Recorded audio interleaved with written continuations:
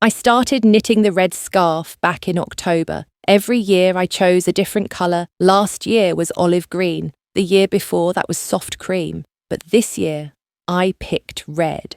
Red felt bold. Red felt warm. Red meant I was invited.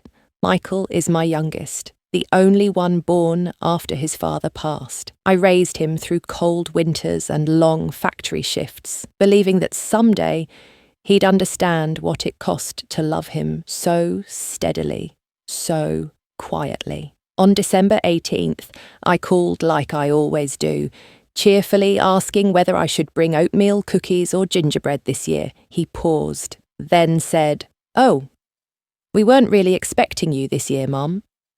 That silence afterward was longer than the call itself. The scarf was lying in a white box beside me, folded neatly with gold ribbon I'd bought at the dollar store. On the table, my old banking ledger, where I track every expense, the light bill, groceries, a few charity donations, and then the big one, monthly mortgage transfer to Michael's bank, the house he lives in with his wife and children. It's still under my name. I've been quietly paying for years when he lost his job, when the twins were born, when he needed space. They either forgot or assumed I no longer mattered. I sat there 15 minutes, no tears, just stillness. I remembered the first winter I sent that payment.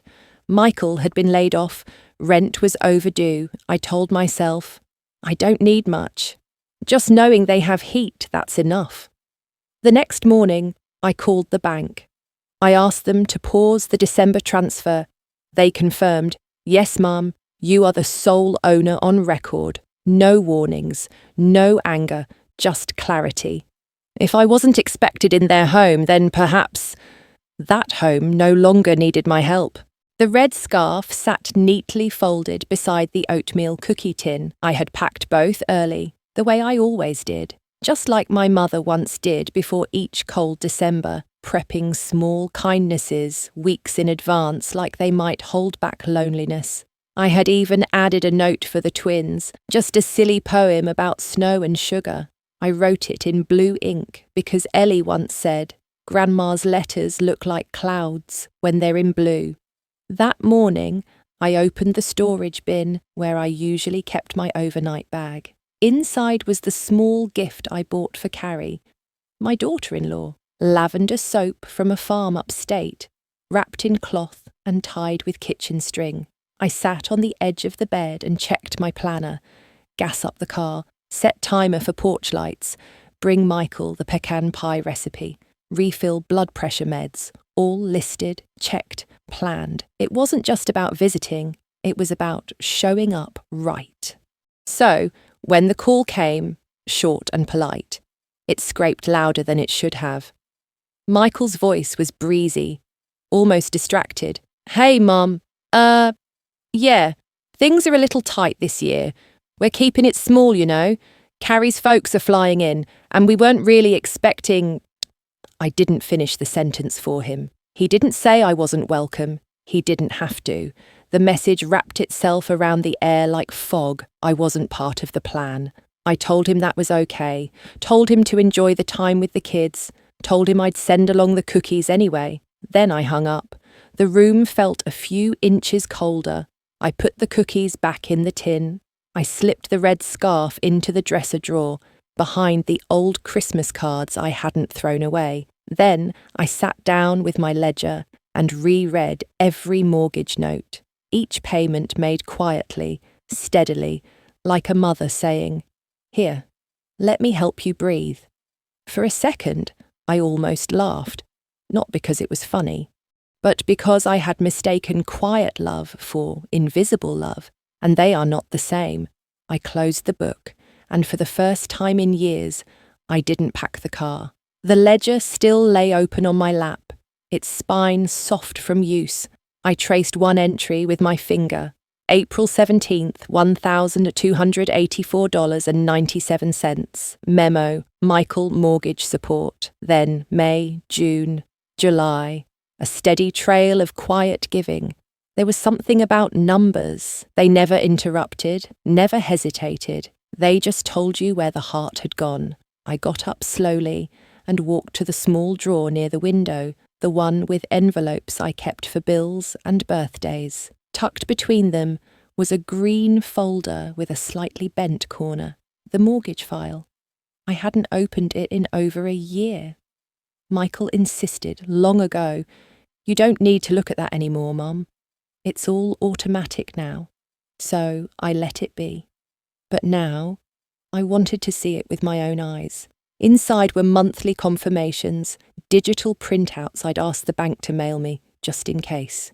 Each one with my name, each one with the same line, primary account holder, Edith Carson. I paused on the most recent one, dated December 3rd, due December 21st. I flipped to the back where I had written in pencil, 2024 Christmas, mailed gifts on the 10th. I hadn't mailed anything this year, and suddenly I didn't want to. I returned to the kitchen and poured a cup of tea. The peppermint steam rose like a memory. In the corner of the counter sat the envelope I'd sealed the week before. Cookies wrapped, photo of me and the twins enclosed, handwritten note, "To my 2 Christmas stars, love always, Grandma." I picked it up, held it, then unsealed it, carefully, slowly like, peeling back a promise. The cookies stayed in the tin. The photo I tucked into my planner. But the note I tore in half, not out of anger, but out of understanding. They weren't waiting. They didn't look for me, and I was done pretending I didn't feel it. That afternoon, I dialed the bank. A polite voice picked up. "This is Edith Carson," I said, steady. "I'd like to cancel my next scheduled transfer to First Ridge Bank mortgage account ending in 1947. The voice on the other end paused. "Ms. Carson, may I confirm that you're the sole authorised payer?" I looked out the window at my frost-covered yard and answered, "Yes, I am." The drawer creaked softly when I opened it. Same as always, same soft groan from old wood, like it was exhaling something I couldn't hear. The red scarf lay where I'd left it, beneath the unopened Christmas cards still folded neatly, a corner of it touching a faded photo of Michael as a toddler, grinning with a candy cane in each fist. I ran my hand across the yarn. It had taken me 3 weeks to finish. I had chosen the red because it reminded me of his old winter coat, the one he wore every year from age 6 to 10. He hated it, said it made him look like a stop sign, but I loved how bright he looked in it. Funny, that's what I was now. A stop sign he no longer saw. The room was quiet except for the ticking wall clock and the faint hum of the refrigerator downstairs. I sat at the edge of the bed and held the scarf in my lap, letting the weight of it settle across my knees. It didn't smell like anything, just clean yarn and the cold stillness of December. I didn't cry. Not this time. Instead, I whispered something I hadn't said aloud in years. Just one sentence. I showed up, even when they didn't. It wasn't for anyone else to hear. Just for me. Just for the truth. I reached over and pulled the old storage bin toward me, the one I had packed with travel-sized toiletries, fuzzy socks, and the sealed envelope I'd planned to leave on the twins' pillows. The envelope had reindeer stickers on it, the kind they used to stick all over my fridge when they were little. I opened it, took out the card, and quietly tore it in two. Again, no drama, just acknowledgement. That space, that expectation, it no longer belonged to me, and I wasn't going to ask for it. The scarf, I folded again, carefully, deliberately. Then I wrapped it in tissue and placed it in the bottom of the bin. Not to throw away, just not for this year, maybe not for any year. As I closed the lid, I caught my own reflection in the mirror across the room. Older, yes, quieter, but not erased. I stood and turned off the light. In the dark, The only colour left was that soft red under my fingertips, the colour of a gift that no one opened, the colour of love withheld but never removed.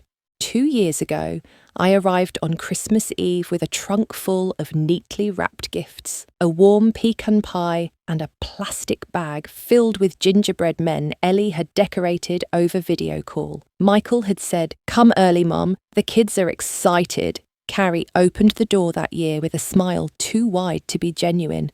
"Oh, we didn't realise you were staying overnight." I had brought my own towels, my own slippers, even my blood pressure meds in a labelled Ziploc bag. "Don't worry," I said.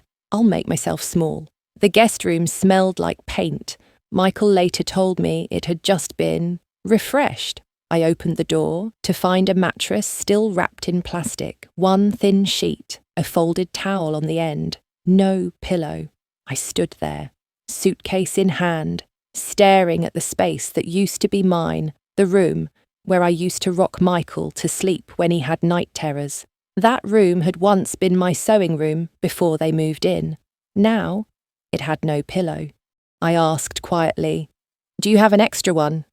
Carrie looked apologetic but distracted. "Oh, right. I think the kids have some spare ones in the closet. I'll check later." She never did. I used my coat that night, folded it twice, didn't sleep much, listened to laughter downstairs as they watched a Christmas movie. The next morning, I came down early to start coffee. Carrie was already there, sitting at the kitchen table with her phone. She looked up and smiled. "You sleep okay?" I nodded. "Yes, the coat worked just fine." She laughed, like that was charming, then added, "Just so you know, my parents will probably take the guest room next time. They're staying the whole week. Maybe just a heads up if you plan to come again." That was the first seed. A soft sentence meant to sound casual, but I heard it. And I never mentioned it to Michael, because I knew. The room wasn't mine anymore. 2 days after I cancelled the December mortgage transfer, I received a call from First Ridge Bank. I almost let it go to voicemail, but something in my gut said pick it up. A young voice introduced herself politely. "Hi, this is Kayla from First Ridge. Is this Ms. Edith Carson?" "Yes, this is she. I'm calling just to confirm. We received your request to cancel the December 21st transfer to account ending in 1947. Everything looks fine on our end, but because this account has been consistently paid for years, we're required to log a reason for interruption. May I ask if this is temporary or permanent?" I paused. Kayla waited. Then I said, slowly, "It's permanent." She replied, "Of course. And just to confirm, you are the only authorised account holder on this mortgage, correct?" I could hear the tapping of her keyboard through the line, like a little heartbeat. "Yes," I answered. "I am the only one." She was quiet for a second, then said softly, "Understood. Just so you know, Ms. Carson, they may receive notice of payment disruption within 3 to 5 business days. They, not you, not your family, just they." I don't think she meant it with weight, but it landed heavy. After we hung up, I sat in the kitchen holding the handset for a while longer than necessary. The room was still. My tea had gone cold. The scarf was still in the drawer, the cookies untouched. Then something unexpected happened. 15 minutes later, the phone rang again. Same number. I picked up, thinking maybe it was a follow-up. But Kayla's voice returned, slightly softer. "Ms. Carson, I hope I'm not overstepping, but my grandmother used to pay my mum's rent for years.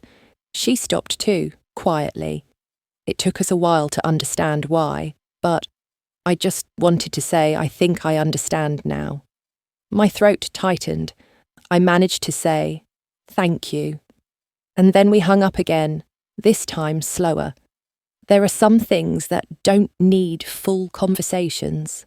Just one sentence from a stranger who happens to get it, that's all.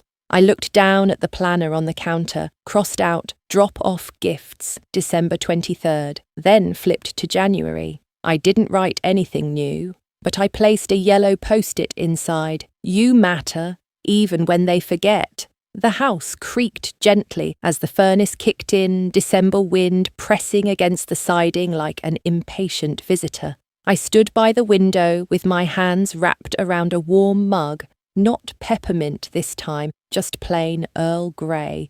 No sugar, no cinnamon stick, just tea. The scarf still sat in the drawer, but I didn't need to hold it anymore. Its weight had already done what it needed to. In the hallway closet, I found the box labelled Outside Lights Front. I hadn't put them up since Walter passed. Michael used to do it. And when he moved out, I just let the lights stay, tucked away, like joy I didn't know how to unfold alone. But that morning, I brought out the step stool.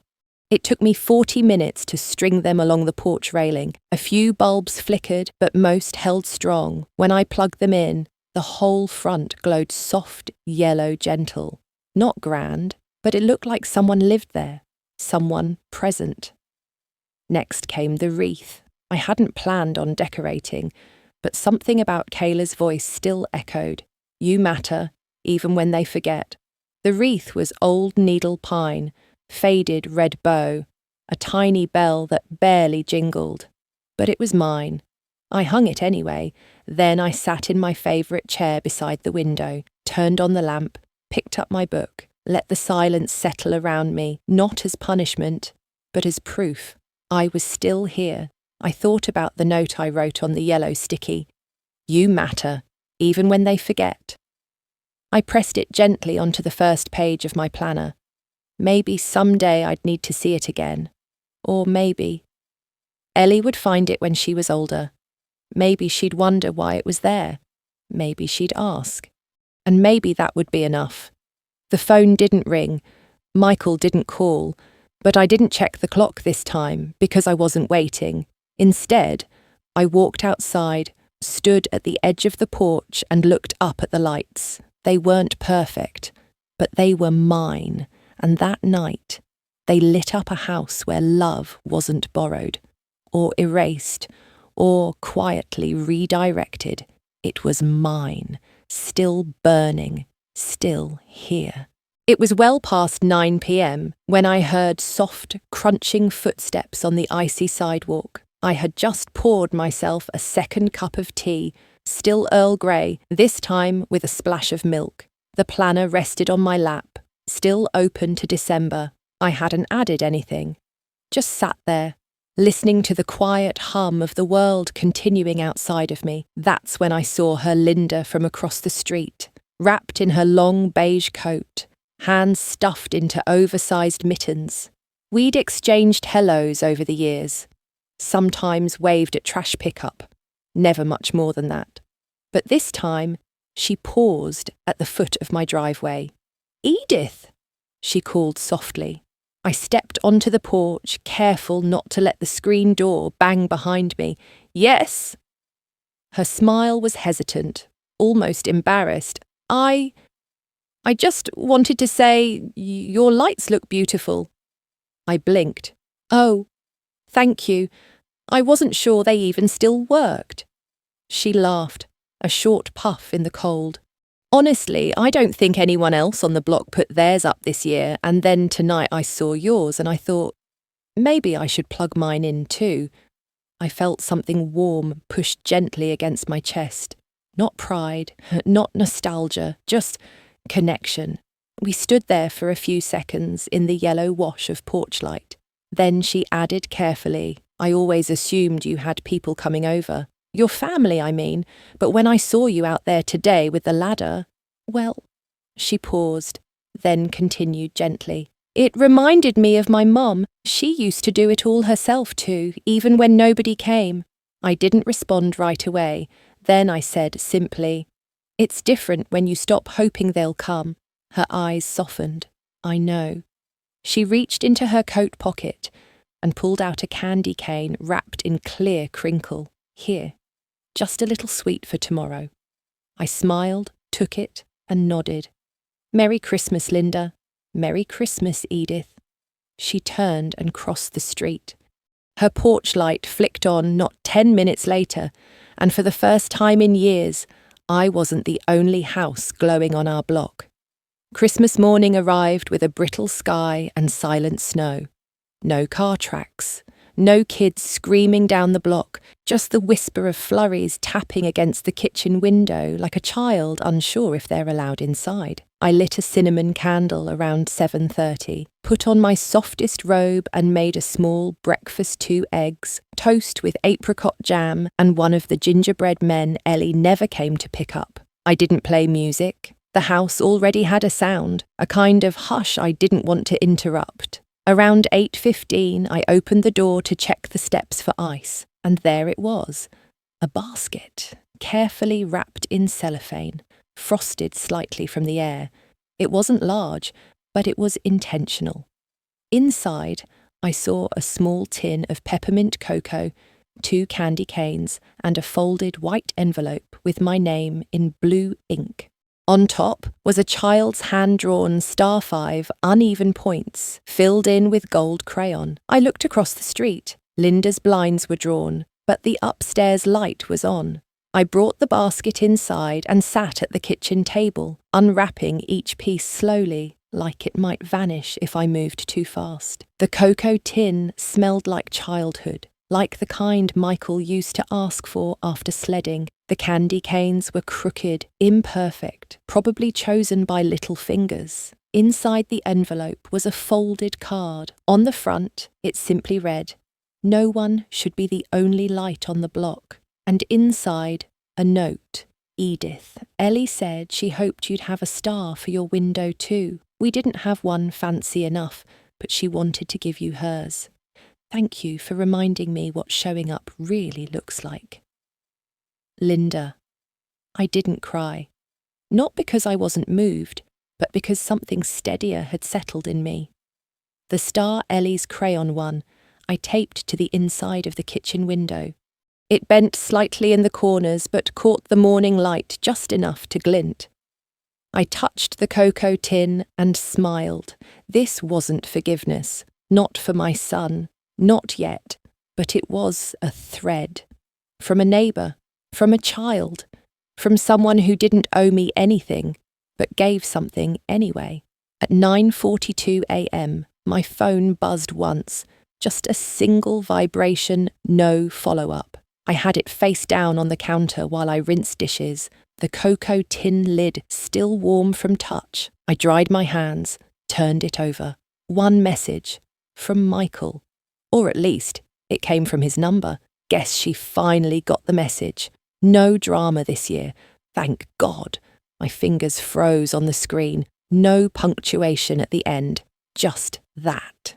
Cold. Quick. Meant for someone else. Maybe Carrie. Maybe her mother. But not for me. The irony.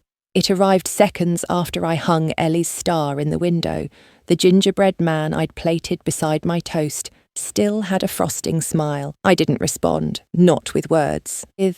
Instead, I did something I hadn't done in years. I opened my banking app, clicked the mortgage tab, scrolled to the property address, the one they lived in, the one I'd been silently covering for years, and I pressed pause future scheduled payments. It asked me to confirm. Yes, I am sure.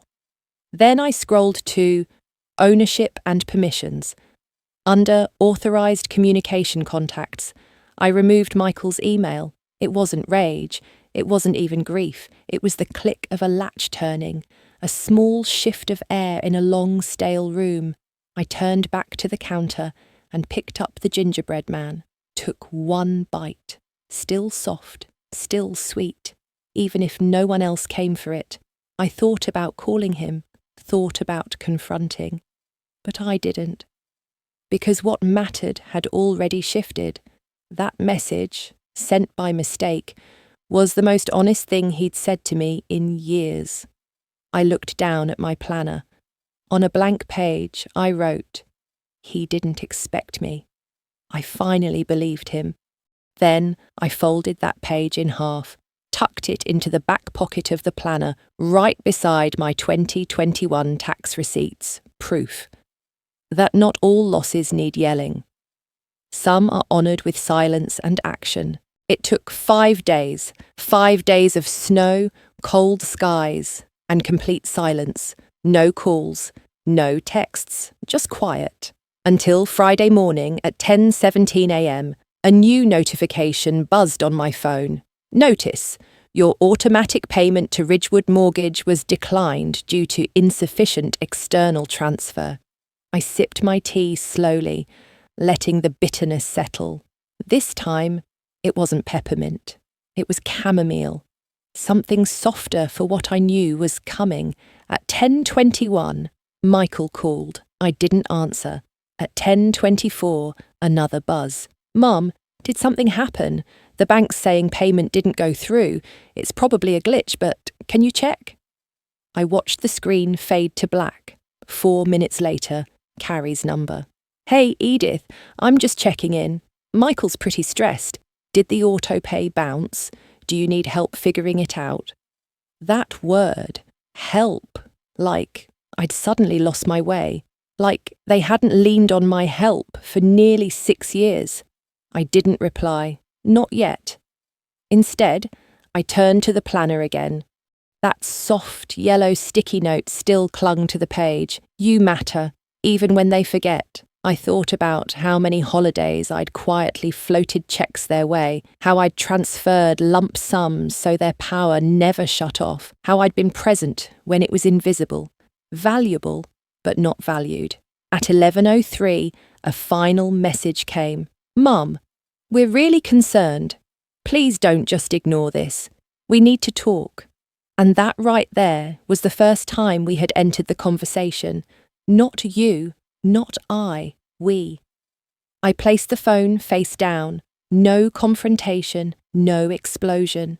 Just a boundary. Later that day, I logged into the account one more time and added a new note to the payment history tab, paused on December 21st, 2024 by sole account holder, no pending reinstatement. Then I printed it, folded it neatly, slipped it into the back of the planner beside the other page, the one that said he didn't expect me. I finally believed him. The pages didn't yell. They didn't accuse. They witnessed. Because sometimes the most powerful stand you take is simply stopping what never should have been required of you in the first place. The day after the mortgage notice, I went out to brush snow from the porch steps. The sun had come out briefly, just enough to make everything glisten, then freeze over again. I wore my old red gloves, the ones Ellie once said looked like Santa's. They didn't fit quite right anymore, but they were warm, and that's all I needed. That's when I heard footsteps soft, hesitant, stopping just short of the wooden fence at the property line. Carrie, her boots crunched the salt patches as she walked slowly toward the side gate, not opening it, just hovering. I kept sweeping, quiet, until she spoke. Edith. I paused, then turned to face her. She held a thermos in her hands, steam curling from the lid. I made some cinnamon tea, thought maybe if you were out here you might like a cup. I walked toward the fence but didn't take the thermos. Not yet. She sighed, looked down, then said something I wasn't expecting. He didn't mean it like that. I blinked. You read the message. She nodded. He meant, he thought you weren't coming. Not that he didn't want you, but I know how it sounded. I didn't respond. Then she added, more softly, I should have called you myself. I let him lead on that stuff.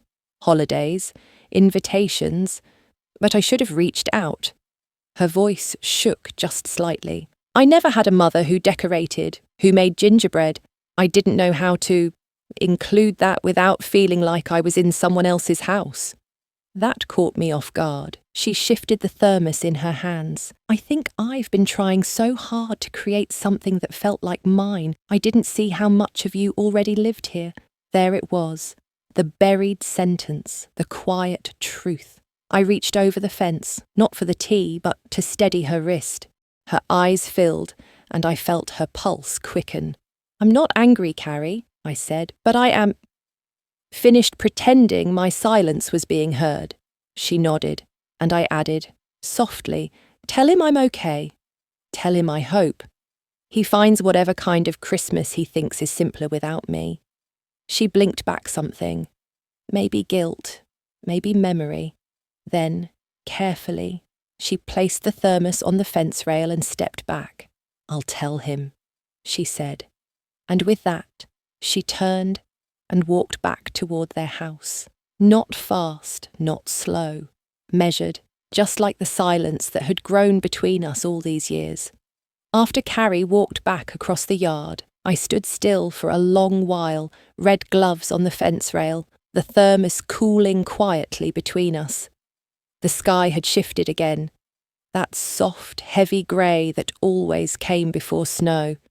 I picked up the thermos, not because I needed the tea, but because sometimes a gesture is worth holding on to, even if it's late. Back inside, I turned on the lamp above the planner. The soft gold light warmed the page I'd left open earlier that week, the one with the mortgage record folded behind it. But instead of writing something new, I flipped back, way back, to December 24th, 2023, a page I hadn't looked at in 11 months. It still held a faint ring from the bottom of my teacup that day, and one line, just one, written in black ink. "They only notice when you disappear." I traced my finger over the letters. My own handwriting, neater than usual, intentional, centered on the page like a title I never shared aloud. The silence around me echoed with meaning now, not because it hurt, though it did, but because it validated something I'd already known, already written. Back then, I hadn't paused the mortgage. Back then, I had still hoped, but even then, part of me was already saying goodbye. That sentence, "They only notice when you disappear," wasn't bitter. It was a compass. And now it was fulfilled. I closed the planner. Let the covers press that sentence into darkness again, but before I tucked it away, I opened to the current week and added a new entry, in red ink this time, bold. "Sometimes, disappearing is the most honest thing I've ever done." Then I folded a small square of paper and tucked it between the two entries. On it, a copied list of phone numbers, my estate attorney, the local housing authority, a new notary contact, because my next step wasn't spite. It was clarity. This wasn't just about Christmas anymore. It was about ending the unspoken contract I'd carried on my back for too long. 3 days after Christmas, I took a slow drive down to Eastern Avenue, the side of town where everything feels official. Courthouses, notaries, lawyers with frosted windows, and little plaques that say, "By appointment only." I didn't call ahead. I just showed up with a cream-coloured envelope tucked inside my planner, clipped under a gold paperclip that Ellie had once played with while I paid utility bills. The receptionist at the front desk, Madeline, I think her name was, recognised me. Her voice was warm, Midwestern polite. "You here to see Mr. Graham again, Ms. Carson?" I nodded. "He's expecting me." She smiled. "You emailed last week." I didn't remember doing that. Grief has odd fingerprints. So does clarity. Mr. Graham's office was lined with bookcases and one old clock that ticked louder than it needed to. He stood when I entered, motioned to the chair. "Take your time, Edith." I pulled the envelope from my planner, placed it gently on the desk. "It's all written out," I said. "Changes to the trust, house title, and emergency authorizations. I want to revise the payment records too. Remove the line that says family support." It was never that. He didn't speak, just nodded, opened the envelope, and began scanning the top page. Then came the interruption, the emotional ripple. A picture had slipped out with the documents, a photo I didn't mean to include. Me, Michael, and Ellie. taken 3 years ago on Christmas Eve. I was holding a tray of cinnamon rolls. Ellie was licking the icing. Michael had one arm around me, another around Carrie. Frozen joy. Paper thin now. Mr. Graham glanced at it, then gently turned it over and placed it beneath the folder. I said nothing. Neither did he. That was the confrontation. Not a courtroom, not a kitchen screaming match, just a photo falling onto legal parchment, revealing what had been lost. I signed what needed signing, initialed what needed initials, and as I gathered my planner to leave, Mr. Graham paused. "Do you want this returned?" he asked, holding the photo. I looked at it one more time, then shook my head. "Let the file keep it," I said. "It belongs to what was." Michael came back to the house 2 days after New Year's. I wasn't there. The key still worked. I'd never taken it back. A quiet kindness, or maybe an unfinished thought. Carrie told me later what happened. She hadn't expected him to go alone, but he'd said he needed to check something. He parked outside for 20 minutes before going in. Inside, the house was still, no wreath, no tree, just the faint smell of cinnamon in the air from a tin I'd left on the counter. The planner wasn't there. Neither were the spare blankets I usually kept for Ellie when she fell asleep watching Hallmark movies. But there were marks, small ones, a scuff on the entryway tile from my boot, a coffee ring on the windowsill in the guest room, proof of presence, proof of absence. Carrie told me Michael stood in the kitchen for a long time. He looked at the refrigerator where Ellie's old drawings used to hang. The magnet clips were still there, but empty. Then, as she watched him from the back door, he said aloud, maybe to himself, maybe not. "She never asked me to choose her." I just stopped choosing her. Carrie said his voice cracked a little when he said it. That's the line that stayed with her. The one she repeated over the phone when she finally called me later that week. Not to ask for money, not to argue, just to tell me he'd stood in the kitchen holding the tin, not opening it. And that sentence, it echoed something I didn't realise I'd been waiting for. Not an apology, not even acknowledgement, just recognition that love, when quiet, doesn't mean invisible, and presence when constant doesn't mean owed. Later that night, I found myself running my fingers over the indentation in the planner where that photo used to sit. It was gone now, filed with a lawyer, but the mark it left, still there, just like me. The locksmith came on a Tuesday afternoon. It was cloudy, cold, no wind, just the kind of day where even change feels quiet. I didn't rush him. While he worked, I sat by the dining table, planner open, red pen in hand. I wasn't writing anything particularly profound, just meal notes, a grocery reminder, and a soft underline beneath Friday's date. Call Rachel, quilt delivery.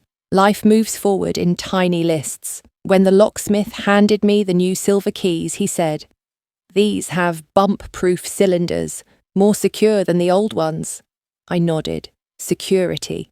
Not against danger, but against being entered emotionally without permission. I added the key to my ring, removed the old one, paused, and set it aside in a small envelope labelled simply, "For Michael, if he ever asks." Because here's what I realised. Standing there with a new lock and an old life echoing behind me, I wasn't done loving them. I was done making it easier for them to ignore it. Final clarity doesn't have to look like vengeance. Sometimes it just looks like changed locks, updated documents, and a cinnamon tin packed away in the pantry for no one in particular. Before I left the house that evening, I swept the porch one last time. My old snow boots sat beside the door, worn, still damp from melting frost. I didn't take them with me. I left them there like footprints that didn't need to be erased, only no longer stepped in. As I drove away, I glanced once in the rearview mirror. No one stood at the window, no last-minute wave, and still I felt steady. The morning I left the house for good, I packed slowly. Not because there was much to take, just a few boxes, 2 suitcases, and my old winter coat folded across the passenger seat. The porch light was still on from the night before. I hadn't remembered to switch it off. Funny, the things we forget when we finally remember ourselves. I taped shut the last box inside, the cinnamon tin, 2 glass mugs, and my planner. Not for nostalgia, just because they still served a purpose. That's when I heard the gate creak. It was Mr. Braddock, my neighbour for 15 years, wiry, with a cane that tapped twice before each step. He raised a mittened hand as he reached the sidewalk. "Moving out?" he asked, squinting under his cap. I nodded. "Just downsizing." He looked at the house, then back at me. "That boy of yours still living here?" I hesitated. "No," I replied. "He'll be moving soon too. It's time for new arrangements." Mr. Braddock gave a soft grunt. The wind lifted the corner of my scarf. "You know," he said, "you were the only porch that had lights up in November. My wife loved that, said it made the street feel like somebody still cared." I swallowed harder than I expected. "She passed in March," he added. "Never did get to say thank you." I touched the edge of the last box. "I'm sorry. She was kind." He nodded, then paused, cane steadying him as he stepped closer. "Edith," he said gently, "some of us noticed more than you think. We just didn't know how to say so." Then he tipped his hat, turned, and walked down the street toward the small row of houses that had all quietly aged beside mine. That sentence, "some of us noticed more than you think," landed deeper than I thought it would.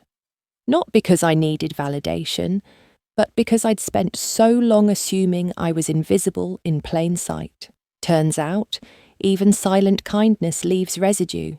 As I placed the last box in the trunk, I looked back at the porch one more time. The light was still on, and for once, I didn't feel like turning it off. It came in the mail 4 days after I left, a plain white envelope, a little wrinkled with crooked handwriting on the front. To Grandma. From Ellie. There was no return address, just a sticker with a snowman and a faint smudge of grape jelly. The kind of imperfection only a child can make beautiful. I opened it slowly, at the small table in my new apartment, still bare except for my planner and the blue scarf draped over the chair back. Inside was a folded piece of red construction paper. The drawing came first, 3 figures, hand-drawn in crayon. 1 tall, 1 medium, 1 smaller arms linked in a crooked chain beneath a sky of lopsided stars. The tallest figure had grey hair in a bun, and beneath them, in blocky red crayon letters, "Still here." I blinked. No punctuation, just 2 words, but they reached somewhere deeper than apology. I turned the card over. On the back, Carrie had helped her write a short note. "Dear Grandma, I didn't get to hug you, but Mommy said we can visit when you feel better. I miss the teacup cookies. Love, Ellie." I ran my finger over the words. They felt oddly familiar. Then it hit me. The phrase, "still here." It was something I'd written in my planner once, long ago, a phrase I used to remind myself, quietly, that even when the phone didn't ring or the chairs stayed empty, I existed. Still here. As in, not gone, not erased, not optional. And now, that same phrase read crayon on construction paper had come back to me, unprompted, like a mirror I didn't know I needed. Not from Michael, not from Carrie, but from the one person still learning what presence means. Ellie didn't understand inheritance or titles or mortgage notices. She understood cinnamon cookies and porch lights and drawings of togetherness. She remembered my hair bun, even now. I placed the card inside my planner, tucked behind the red entry from last week, the one that said, "Sometimes disappearing is the most honest thing I've ever done." And for the first time in weeks, I softened that sentence, added a whisper below it. But some things don't let you disappear. Not when they still remember your cookies, or draw you in stars. That night, I reopened the planner. I hadn't written in it since I moved. I'd kept it nearby, always within arm's reach, but the pages had remained untouched until now. The red construction paper Ellie's card was folded neatly behind this week's page. I took it out again, pressed it flat, and stared at those words. Still here. There was something in the boldness of it, the lack of punctuation, no apology, no explanation, just declaration. It reminded me of how I used to feel when Michael was young, back when love felt simple. Mac and cheese on a Tuesday, Band-Aids with cartoon dogs, bedtime books read twice. Back before I had to prove I was worth remembering, I picked up my pen blue ink this time and wrote next to her crayon words, "I was always here. You just stopped looking." Then I paused, looked at that sentence for a long while. Something about it didn't sit right, not because it wasn't true, but because it wasn't all. So underneath, in smaller script, I added, "But she didn't. She looked for me in cookies, in stars, in red crayons." The cinnamon scent from the old tin still clung to the planner's paper, or maybe that was my imagination. I ran my hand over the page as if smoothing something deeper than creases. For the first time since Christmas morning, I felt something rise that wasn't bitterness or sorrow, it was softness and strength. Not in opposition, but in harmony. Legacy isn't always a house or a checkbook. Sometimes it's a phrase passed down without anyone knowing, a drawing mailed late, a sentence in red crayon that pulls you back to yourself. I didn't call Michael. I didn't need to. The locks were changed, the files were updated, but in that planner, on that page, I'd started something new, a space where I could write what mattered, not for proof, not for permission.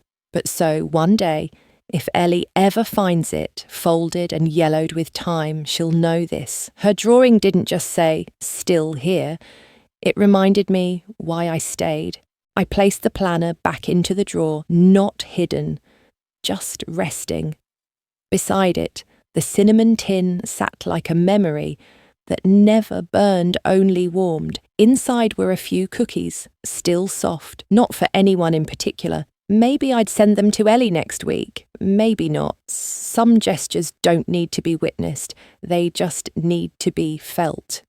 The apartment was quiet, but not the kind of quiet that aches. It was the kind that listens back. The window was open slightly. A breeze moved the edge of the scarf that still hung on the chair. A page in the planner fluttered once, then stilled. I looked around, not for what was missing, but for what had finally arrived. A woman who no longer measured her worth in invitations, who no longer waited on porches or answered to silence.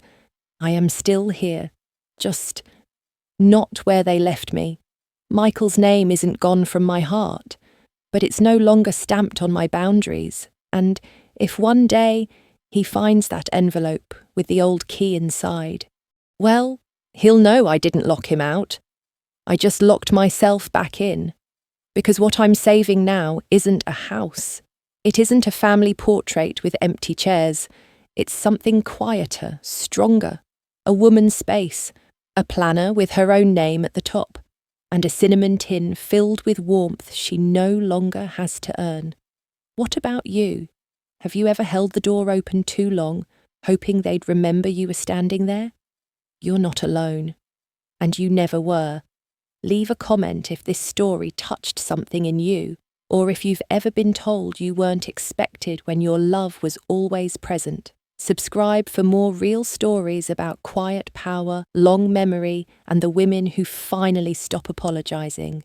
Watch our full playlist, Parents and Children, What They'll Never Say Aloud. Disclaimer: this story is a dramatized fictional narrative meant for emotional and reflective purposes. Viewer discretion advised.